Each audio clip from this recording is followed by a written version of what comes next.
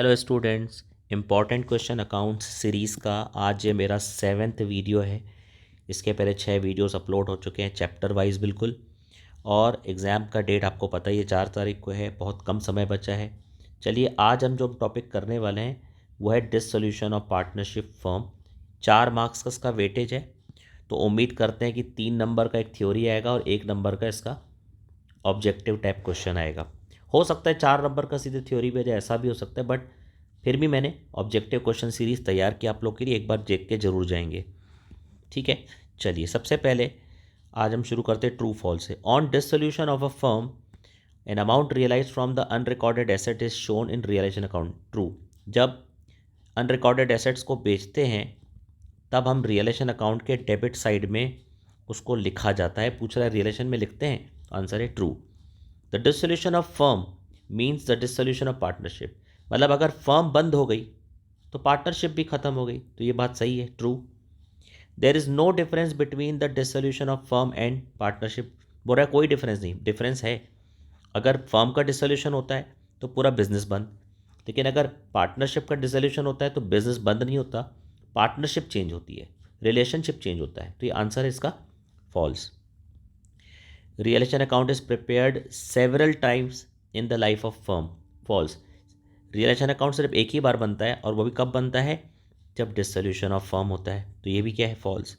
Bank overdraft is transfer to bank account on the dissolution of firm. False. Bank overdraft कहाँ transfer होता है, bank overdraft transfer होता है realisation account में, क्योंकि ये एक एक्सटर्नल लाइबिलिटी है, और एक्सटर्नल लाइबिलिटीज़ जो होती हैं वो रियलाइजेशन अकाउंट में भेजी जाती हैं।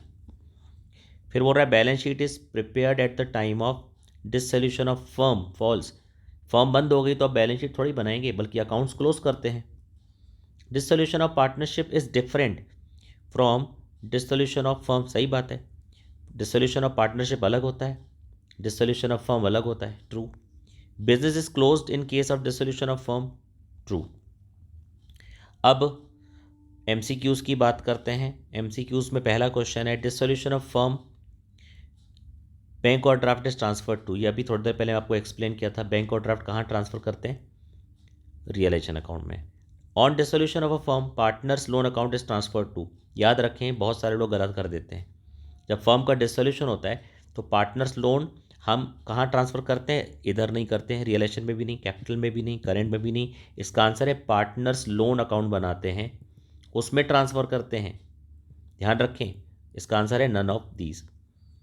दी accumulated profits and reserves are transfer to partners capital account. जब फर्म बंद होती है या कोई पार्टनर का एडमिशन होता है तब हम प्रॉफिट्स और रिजर्व्स को कहाँ ट्रांसफ़र करते हैं, कैपिटल अकाउंट में।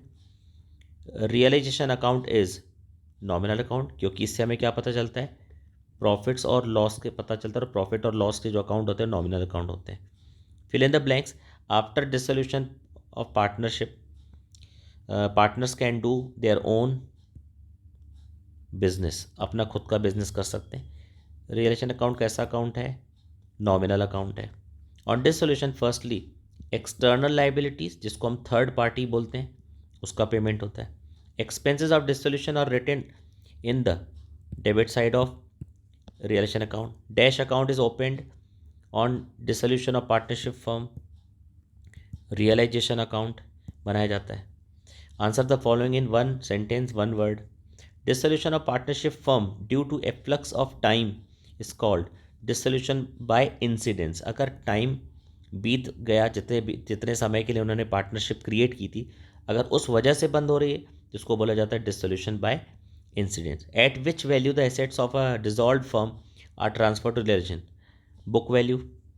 Insolvency of all the partners leads to which type of dissolution, compulsory dissolution.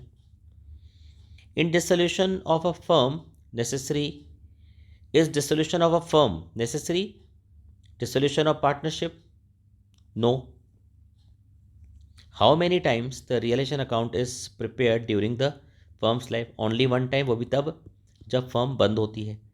when liabilities of a partners are more than his assets he is called insolvent, और अगर assets ज़्यादा हैं liability से तब उस partner को बोलते हैं solvent partner.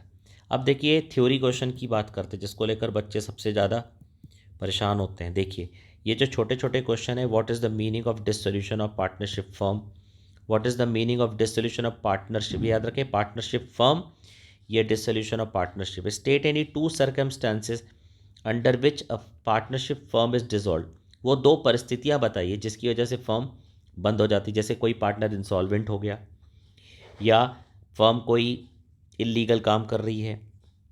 State any two reasons on which a court कब बोलता है कि फर्म बंद करो। Which accounts are opened on the dissolution of firm. Write any two circumstances for compulsory dissolution, compulsory dissolution कब होता है। अब 3 या 4 नंबर के question, difference between dissolution of firm and dissolution of partnership, difference between relation account and realisation account, explain the compulsory dissolution, write the causes of dissolution of firm, क्या कारण है जिसकी वजह से डिसोल्यूशन हो रहा है, और डिसोल्यूशन कितने तरीके से हो सकता है। ये दो अलग अलग क्वेश्चन है, ध्यान रखिए। कारण क्या है बिजनेस के बंद होने का, फर्म के बंद होने का, और यहाँ पर बोल रहा है कितने तरीके से पार्टनरशिप फर्म डिसॉल्व हो जाती है, जैसे कोर्ट के ऑर्डर से, कंपल्सरी डिसोल्यूशन, ये इसको बोला जाता है modes of dissolution of a firm.